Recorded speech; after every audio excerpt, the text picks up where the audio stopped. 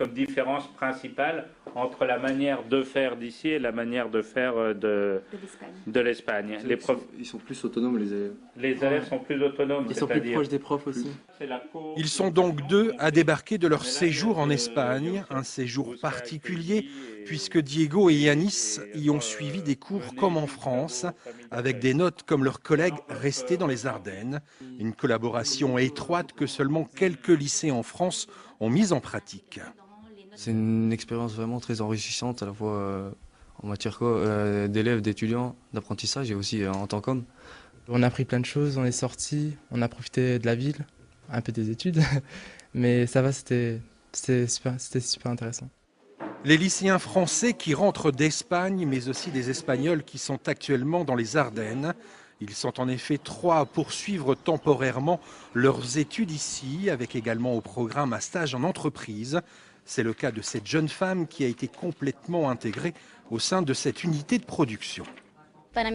C'est pour moi une expérience très importante que de faire mon stage ici en France. L'idée d'apprendre le français me plaît beaucoup.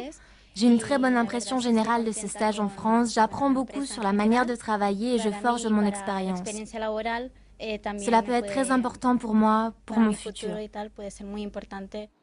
Le lycée Pierre Bel et quelques entreprises autour de Sedan fonctionnent donc main dans la main. Chacun y trouve en tout cas son compte.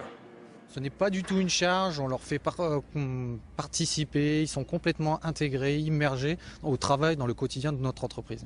On ne prend pas des stagiaires juste pour faire des stagiaires, pour faire le café par exemple ou les photocopies. Ce n'est pas notre philosophie.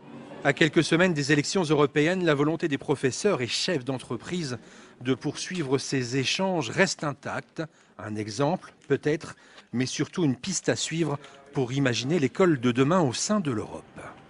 Ici, les étudiants sont obligés, apprennent le français, nos étudiants apprennent l'espagnol.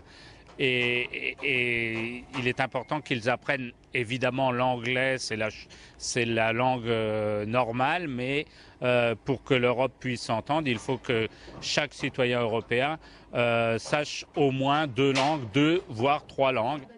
Des séjours en Allemagne et en Angleterre sont également prévus. Les lycéens, qui sont donc notés par des professeurs étrangers au cours de ces partenariats, seront accompagnés d'enseignants qui eux aussi seront immergés dans cette Europe de l'éducation.